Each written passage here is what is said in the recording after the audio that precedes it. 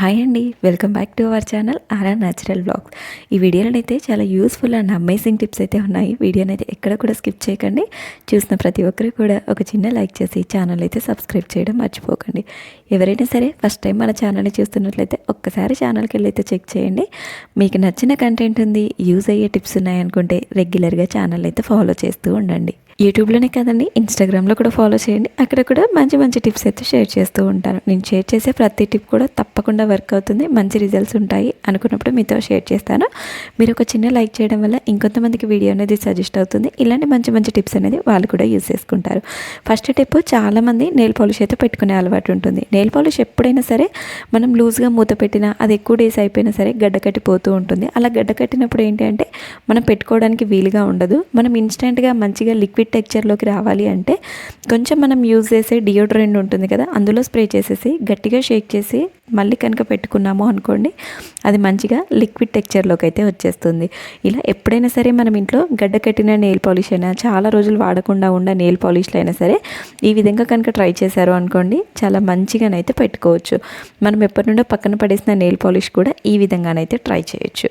Next tip, మనం కానీ పిల్లలకి కానీ గోల్డ్ చైన్స్ కానీ మనం ఇలా నల్ల పూసలు కానీ వేసుకున్నాము అనుకోండి, ఎప్పుడైనా సరే వెనకాల హుక్ కనుక లూజ్గా ఉంది అనుకోండి, ఎక్కడైనా పడిపోతుందన్న టెన్షన్ అయితే ఉంటుంది. మెయిన్గా చిన్నపిల్లలకి గోల్డ్ చైన్స్ అలా వేసేటప్పుడు హుక్ లూజ్గా ఉండడం వల్ల ఎక్కడైనా పడిపోతుంది అనుకొని ఊరికే ప్రతిసారి వాళ్ళని చూడాల్సి వస్తుంది. అలాంటి ప్రాబ్లం లేకుండా ఉండడానికి మనకి ఇలా ఆర్టిఫిషియల్ ఇయర్ రింగ్స్కి వెనక సైడ్ ఇలా ప్లాస్టిక్వి వస్తూ ఉంటాయి కదా, దిమ్మెలు, వాటిని ఇలా హుక్లోకి పెట్టేసి గట్టిగా కనుక ప్రెస్ చేసాము అనుకోండి, హుక్ అనేది ఊడిపోకుండా ఉంటుంది. ఎక్కడ పడిపోతుందన్న టెన్షన్ కూడా ఉండదు. ఈవెన్ చిన్నపిల్లలకి పెట్టినా మనకి టెన్షన్ అయితే ఉండదు. నెక్స్ట్ టిప్, మనం ఇంట్లో రెగ్యులర్గా ఆనియన్స్ని అయితే ప్రతి కర్రీలో వాడతాము. ఇలా ఎడ్జెస్ కట్ చేసిన తర్వాత వేస్ట్ అని పడేస్తూ ఉంటాము. ఇప్పటి నుండి పడేయకుండా దాన్ని అయితే రెండు విధాలుగా రీయూజ్ చేసుకోవచ్చు. ఫస్ట్ ఆఫ్ ఆల్, ఈ ఎడ్జెస్ని మనం దోశ వేసేటప్పుడు దోశ పైన ఆనియన్ రుద్దుతూ ఉంటాం కదా, ఆనియన్కి బదులు ఈ ఎడ్జెస్ని వాడుకోవచ్చు. నెక్స్ట్ టైం మనం ఇంట్లో ఇలా ఎక్కువగా జిడ్డు పట్టిన స్విచ్ బోర్డ్స్ ఉంటాయి కదా, వాటిని మనం పౌడర్తో కానీ ఏదైనా లిక్విడ్తో కానీ క్లీన్ చేస్తూ ఉంటాము. వాటి వల్ల కొన్నిసార్లు షాక్ సర్క్యూట్ అయ్యే ఛాన్సెస్ ఎక్కువగా ఉంటాయి. ఆల్రెడీ ఈ ఎడ్జెస్లో తేమ అనేది ఉంటుంది కదా, ఆ తేమ వల్ల మనము ఈ స్విచ్ బోర్డ్ కనుక క్లీన్ చేసాము అనుకోండి, చాలా మంచిగా చాలా నీట్గానైతే క్లీన్ అయిపోతుంది. మనకు ₹1 ఖర్చు లేకుండా మనం వేస్ట్ అని పడేసే ఆనియన్ తొక్కలతో స్విచ్ బోర్డ్ని కానీ ఇలా దోశలు వేసుకునేటప్పుడు దోశ ప్యాన్ని కానీ చాలా మంచిగానైతే యూస్ చేసుకోవచ్చు. ఇలా వీక్లీ వన్స్ కానీ మనం 15 డేస్కి ఒకసారి కనుక చేసుకున్నాము అనుకోండి, ఆనియన్ తొక్కలు అనేది వేస్ట్ అవ్వకుండా ఉంటాయి. అలాగే మన స్విచ్ బోర్డ్స్ అనేది కూడా చాలా నీట్గానైతే ఉంటాయి. నెక్స్ట్ టిప్, వర్షాకాలంలో కానీ చలికాలంలో కానీ బట్టలు సరిగ్గా ఆరక ఇల్లంతా ఒక రకమైన స్మెల్ అనేది వస్తుంది. మెయిన్గా బట్టలు అనేది మనం ఇంట్లో వేయడం, బయట వేయడం వల్ల సరిగ్గా ఆరకపోవడం వల్ల అందులో ముక్క వాసన అనేది వస్తూ ఉంటాయి. దానివల్ల రూమ్ అంతా కూడా స్ప్రెడ్ అయిపోతూ ఉంటుంది. చాలామంది రూమ్ పర్ఫ్యూమ్స్ అయితే వాడుతూ ఉంటారు. సో అలాంటిది వాడాల్సిన పని లేకుండా మనం ఇంట్లోనే న్యాచురల్గా ఇలా ప్రిపేర్ చేసుకోండి. ఇలా మనకు ఒక జిప్ లాక్ కవర్ ఉంటుంది కదా, ఆ కవర్లో తీసుకొని 1 లేదా 2 నాప్థలిన్ ట్యాబ్లెట్స్ మనకి సూపర్ మార్కెట్లోనైనా అవైలబుల్గా ఉంటాయి. అందులోనే కొంచెం రా సాల్ట్, మంచి స్మెల్ కోసం కంఫర్ట్ వేసుకోవాలి. వీటన్నిటిని మంచిగా మిక్స్ చేసేసుకొని మనకి జిప్ లాక్ కవర్ అనేది క్లోజ్ చేసేసుకోవాలి. అందులో నుండి స్మెల్ అనేది బయటికి రావడానికి టూత్ పిక్తో కానీ సేఫ్టీ పిన్తో కానీ అక్కడక్కడ చిన్న చిన్న హోల్స్ అయితే చేసుకోవాలి. తర్వాత మనం ఇంట్లో ఎక్కడైనా కనుక స్టిక్ చేసాము అనుకోండి, ఈ స్మెల్ రూమ్ అంతా కూడా వస్తుంది. మనం బయట ఎలాంటి ఫ్రేగ్రెన్సెస్ కానీ ఎలాంటి రూమ్ ఫ్రెషనర్స్ కానీ కొనాల్సిన పని లేకుండా తక్కువ ఖర్చుతోనే ఇంట్లోనే ఇలా సింపుల్గానైతే ట్రై చేయండి. రూమ్ అంతా కూడా మంచి స్మెల్ అయితే ఉంటుంది. నెక్స్ట్ టిప్, ఎప్పుడైనా సరే బట్టల మీద మిస్ అయ్యి పచ్చడి కానీ, పచ్చడి మరకలు కానీ, కర్రీ మరకలు కానీ ఏదైనా పడ్డాయి అనుకోండి, మనం కష్టపడి సోప్ వేసి, లిక్విడ్ వేసి, పౌడర్ వేసి రుద్దుతూ క్లీన్ చేస్తూ ఉంటాం కదా, అదేది అవసరం లేకుండా సింపుల్గా పడ్డ ప్లేస్లో స్ప్రెడ్ అవ్వకుండా ఈజీగా వాష్ చేసుకోండి. ఒక 2-3 చాక్ పీసులు తీసుకొని ఇలా మెత్తగా పౌడర్ లాగానైతే చేసుకోవాలి. ఆ పౌడర్ని మొత్తం మనకి ఎక్కడైతే మరక పడింది కదా, ఆ ప్లేస్లో వేసుకొని ఒక 2 to 3 minutes అలానే వదిలేయాలి. ఎందుకంటే ఆ చాక్ పీస్ పౌడర్ మొత్తం అందులో ఉండే ఆయిల్ అనేది పీల్చేస్తుంది. తర్వాత దానిపైన కొంచెం విమ్ లిక్విడ్ అనేది వేసి మరక అనేది స్ప్రెడ్ అవ్వకుండా కొన్ని వాటర్ మాత్రమే వేసుకోవాలి. తర్వాత యూజ్ అయిన టూత్ బ్రష్తో గట్టిగా రబ్ చేసి అక్కడి వరకు మాత్రమే క్లీన్ చేసుకోవాలి. మనం గట్టిగా రబ్ చేసి మొత్తం కనుక రబ్ చేసాము అనుకోండి, మనకి డ్రెస్ పైన పడితే డ్రెస్ అంతా స్ప్రెడ్ స్ప్రెడ్ అయిపోతుంది. ఒకవేళ షర్ట్ మీద పడితే షర్ట్ అంతా స్ప్రెడ్ అయిపోతుంది. అందుకే నేను వీడియోలో చూపించినట్టుగా ఓన్లీ అక్కడి వరకు మాత్రమే రబ్ చేసుకోవాలి.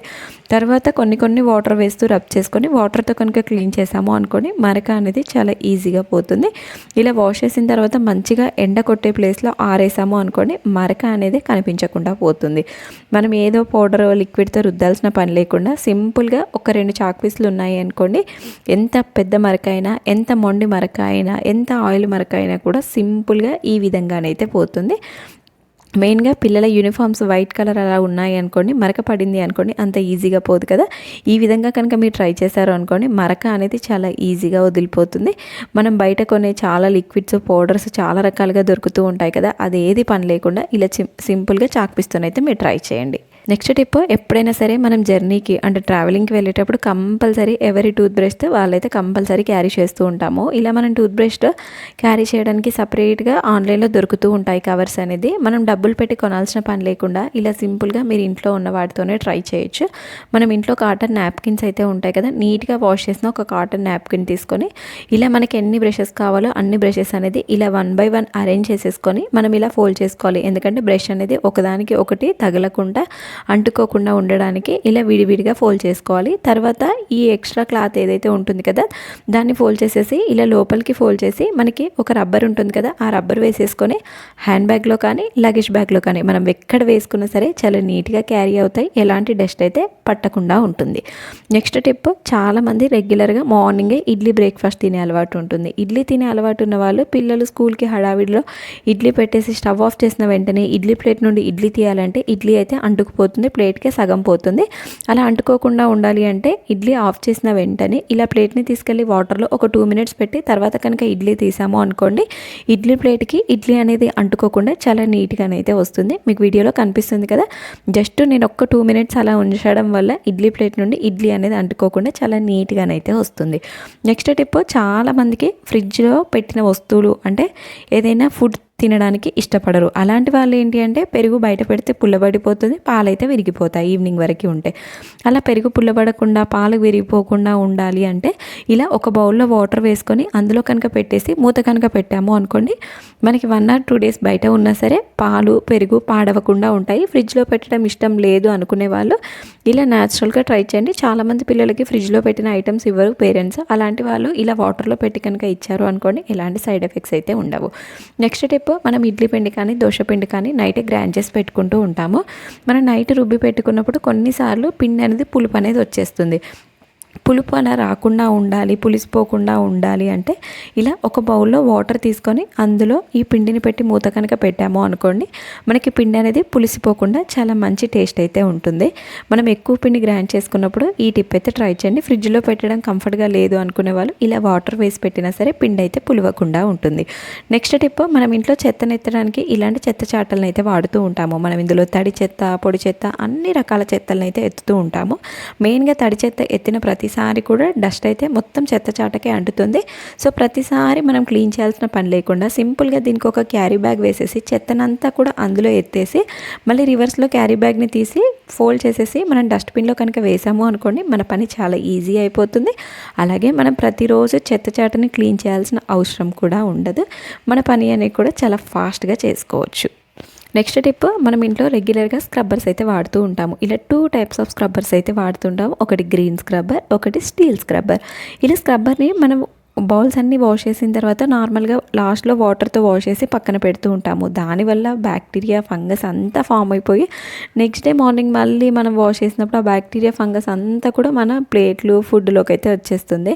మనం ఎవ్రీ 1 week ఒకసారి తప్పకుండా ఈ విధంగా స్క్రబ్బర్స్ అయితే క్లీన్ చేసుకోండి. కొంచెం హాట్ వాటర్ తీసుకొని అందులో వంట సోడా సాల్ట్ వేసి ఈ స్క్రబ్బర్స్ని ఒకవేళ మీకు టైం ఉంది అనుకోండి నైట్ మొత్తం కూడా ఆ వాటర్లోనే ఉంచవచ్చు. ఒకవేళ టైం లేదు అనుకున్నప్పుడు మినిమం ఒక 30 minutes అందులో ఉంచి ఒక 30 minutes తర్వాత నార్మల్ వాటర్తో వాష్ చేసి కనుక వాడుకున్నాము అనుకోండి అందులో ఉండే బ్యాక్టీరియా ఫంగస్ అంతా కూడా చనిపోతుంది.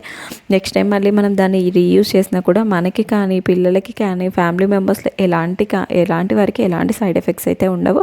మీకు కనిపిస్తుంది కదా అందులో ఉండే డస్ట్ ఫంగస్ బ్యాక్టీరియా అంతా కూడా వాటర్లోకి వచ్చేస్తుంది.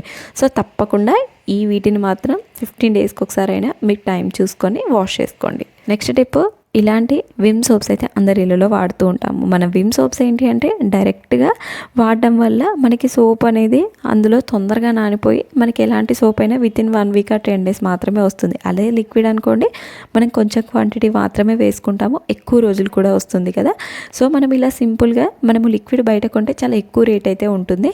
మనం బయట కొనాల్సిన పని లేకుండా ఇలా ఒక పీలర్ తీసుకొని ఏదైనా ఒక స్క్రబ్ ఏదైనా ఒక సోప్ని తీసుకొని వీడియోలో చూపించినట్టుగా చిన్నగా తురుముకోవాలి. మనకి ఎంత సైజు కావాలో అంత సైజు అయితే తురుముకోవాలి.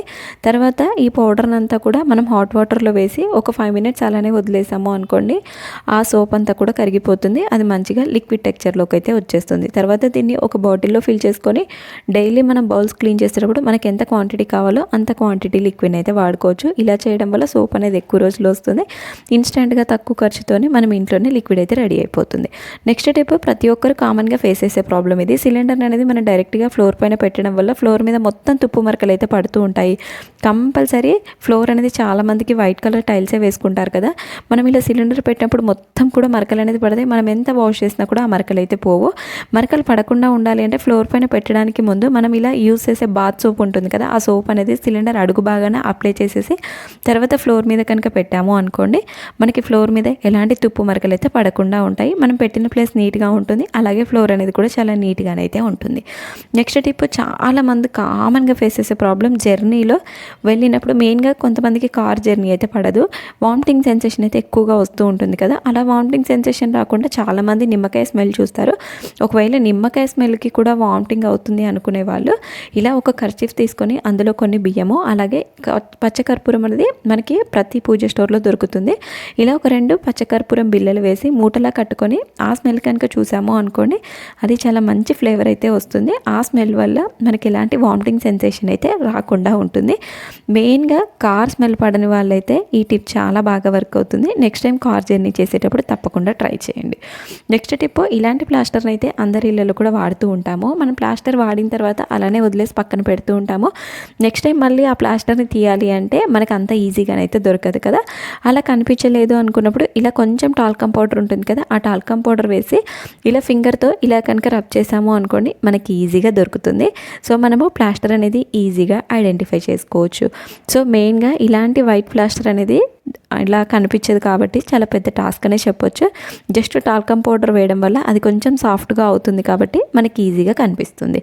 ఎప్పుడైనా వైట్ ప్లాస్టర్ యూస్ చేయాలి అనుకునే వాళ్ళైతే ఇలా ట్రై చేయండి. నెక్స్ట్ టిప్, మనం బయటికి వెళ్ళిన ప్రతిసారి కూడా తప్పకుండా వాటర్ బాటిల్ అయితే క్యారీ చేస్తూ ఉంటాము. వాటర్ బాటిల్ని ఇలా డైరెక్ట్గా హ్యాండ్ బ్యాగ్లో వేయడం వల్ల కొన్నిసార్లు వాటర్ అనేది లీక్ అయిపోయి అందులో ఏదైనా ఇంపార్టెంట్ డాక్యుమెంట్స్ కానీ ఏదైనా క్లాత్స్ కానీ ఉన్న అన్నీ తడిచిపోతూ ఉంటాయి.